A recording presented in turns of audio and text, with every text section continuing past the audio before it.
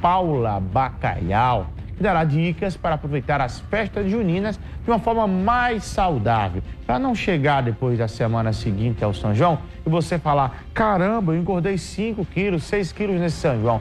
Doutora, muito bom dia, seja bem-vinda ao nosso programa. Tudo bem contigo? Tudo em paz, graças a Deus. Tudo na paz? Bom dia a todos. Doutora, daqui eu já estou sentindo o cheiro de pamonha, de canjica, de milho, de tanta coisa boa.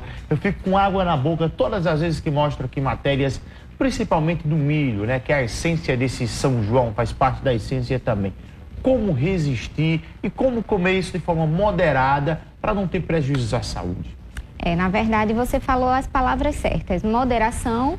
E, na verdade, não é nem a questão da resistência, mas também da consciência, principalmente da consciência. Então, a gente precisa moderar. Estamos aí diante desse período junino e a alimentação não é apenas algo social, é também cultural, né?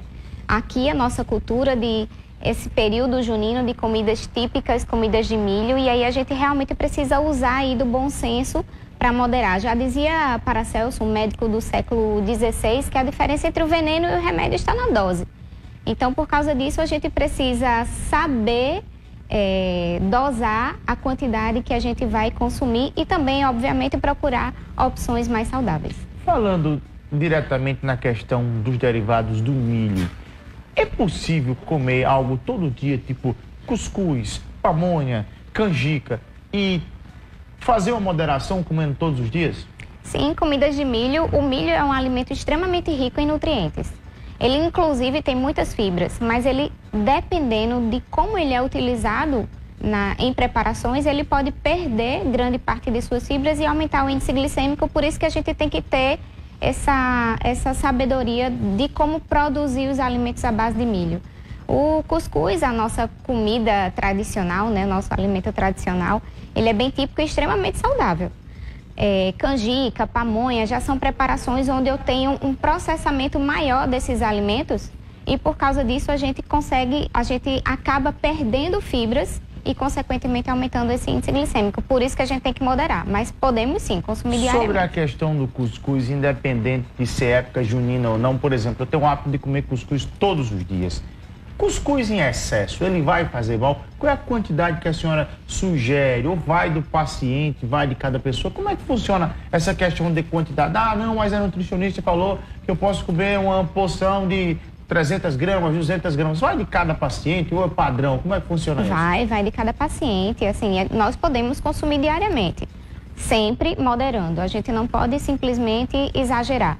E questão de quantidade realmente é individual. Nós fazemos um atendimento individual, fazemos toda a avaliação desse paciente e fazemos o cálculo de quanto essa pessoa pode consumir. Não só do cuscuz, mas a gente faz um cálculo de todas as composições das refeições. Carboidratos, proteínas, gorduras, fibras, vitaminas, minerais, etc. E aí a gente faz os cálculos para cada pessoa. Deixa eu perguntar uma coisa, senhora. Principalmente para quem está em casa agora e vai curtir o São João, que gosta de tomar uma. Camarada que gosta de tomar uma cervejinha, um whiskyzinho, um vinhozinho, uma cachaçinha. E às vezes você vai durante o dia, passa o dia comendo alguma coisa, à noite vai beber. Qual é a dica que você passa para quem vai e sabe que vai esticar a noite numa festa, da alimentação durante o dia? Pronto, a nossa alimentação diariamente ela tem que ser completa. Muitas pessoas pensam assim, como à noite eu vou participar de um festejo, então eu vou fechar a boca durante o dia porque à noite eu sei que eu vou exagerar.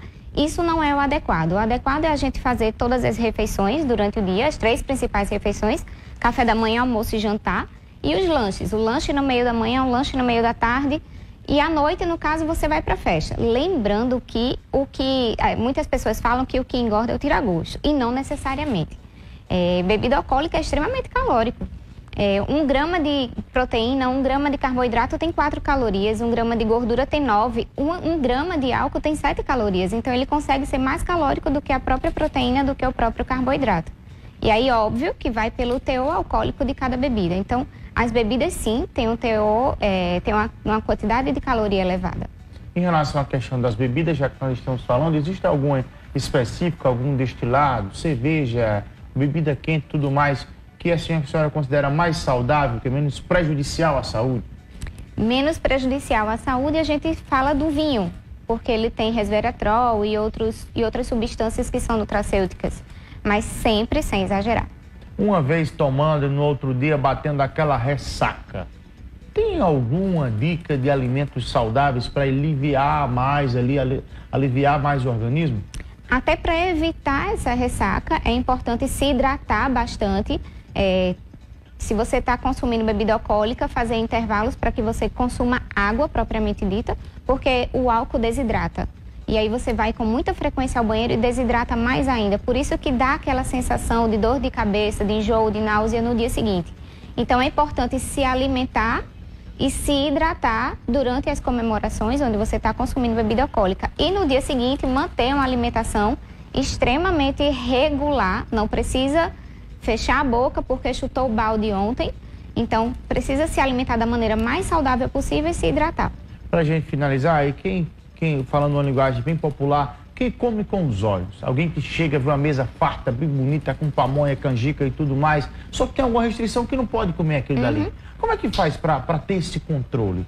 É bom procurar um profissional de saúde? Não, com certeza. Inclusive, para essas pessoas, nós damos as dicas delas produzirem a refeição que vai levar.